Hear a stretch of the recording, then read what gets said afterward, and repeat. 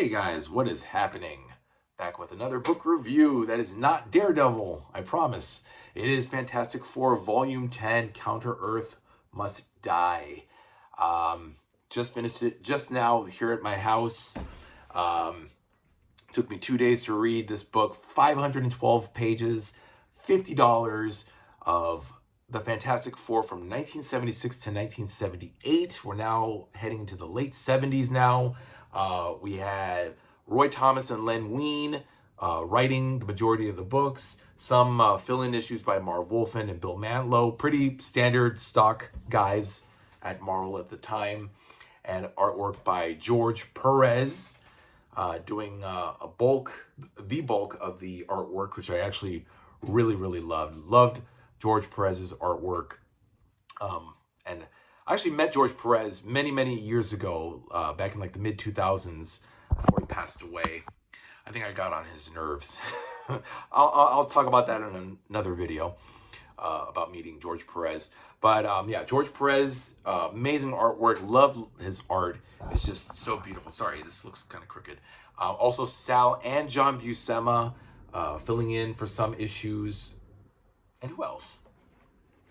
Some other people. Perez. No, that's it. Thomas Wein, Perez, J. Buscema, and S. Buscema down here there. Counter-Earth Must Die, guys. Wow. So I just read 168 through 191, annual Fantastic Four annual number 11, Marvel 2-in-1 annual number 1, and Marvel 2-in-1 number 20. I think that's pretty much it. But yeah, it's like over 24 issues of Fantastic Four, and then these three, yeah, and those three. So that's 27 issues in that one volume.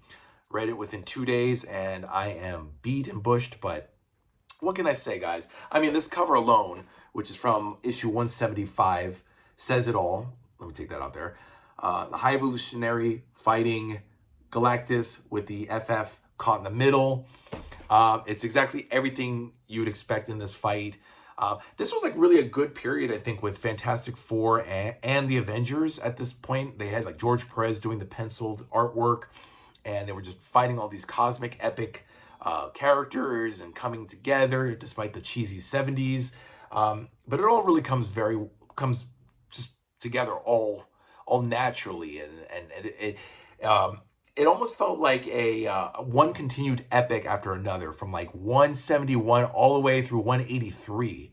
You could argue that like the first five issues, 171 and 175, which is the High Evolutionary and Galactus storyline, starts that storyline.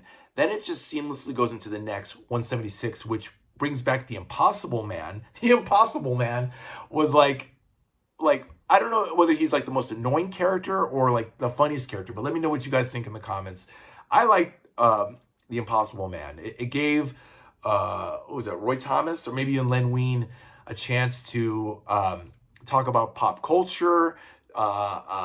Just a lot of stuff was mentioned. I mean, they talked about the Bionic Woman. They talked about Happy Days. They talked about Starsky and Hutch. These were television shows that were big in the 70s, for those of you who don't know.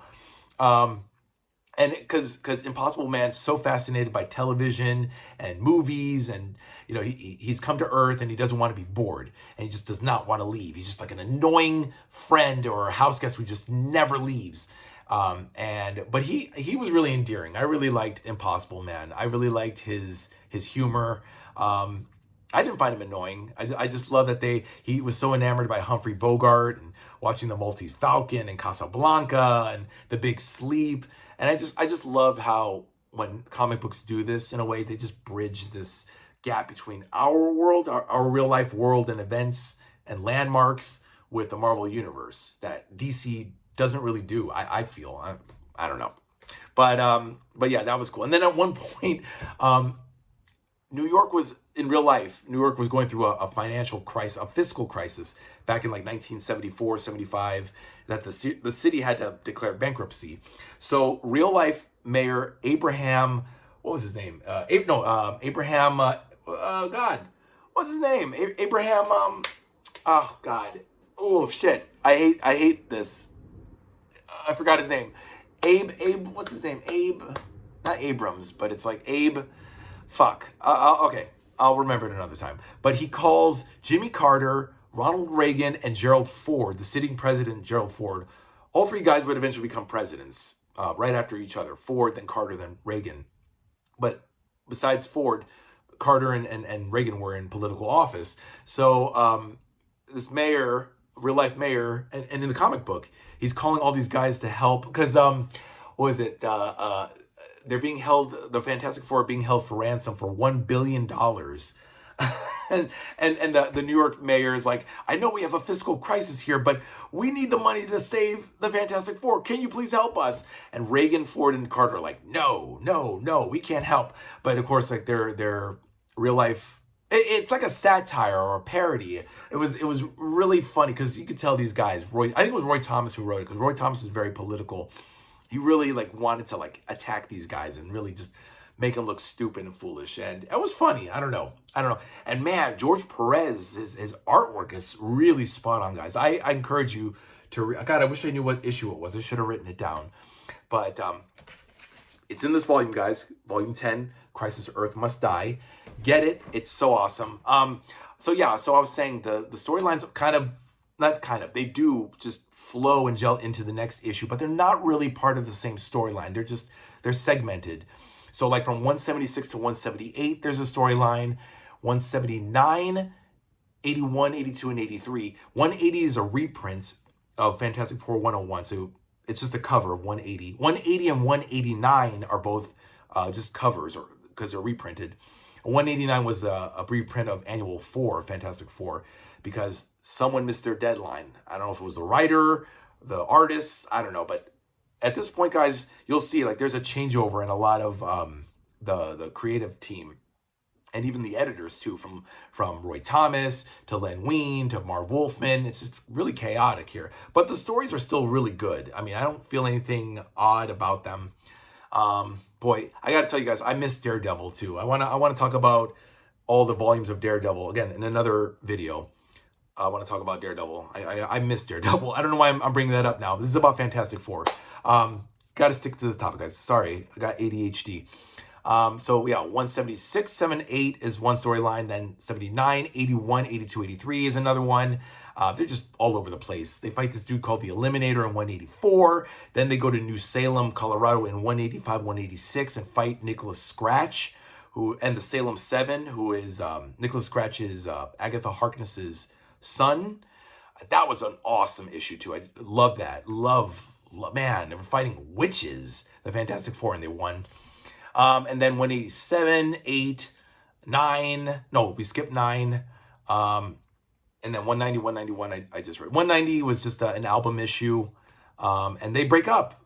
And 191 ends with them breaking up, which I think would have been a great way to end the series. That's the end of 191 is how a series should end.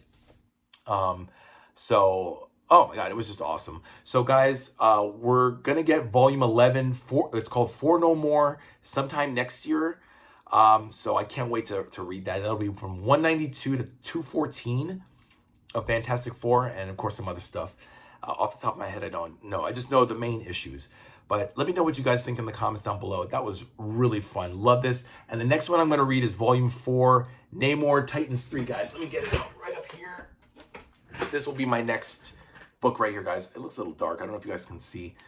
Might have to brighten that up. Another new book. This just came out a couple of weeks ago, so this is going to be the next one, guys. Take care. I loved it, guys, and be on the lookout for a video. I'm going to just talk about all of the Daredevil volumes because I just feel like I didn't really properly close out the series, but I'm going to talk about that. Submariner Volume 4 will be next, and let me know what you guys think in the comments, what you're reading right now. I read these epics, so you don't have to, guys, but please read the epics. They're just fucking amazing and awesome. All right, guys, blah, blah, blah. Have a good night. Bye.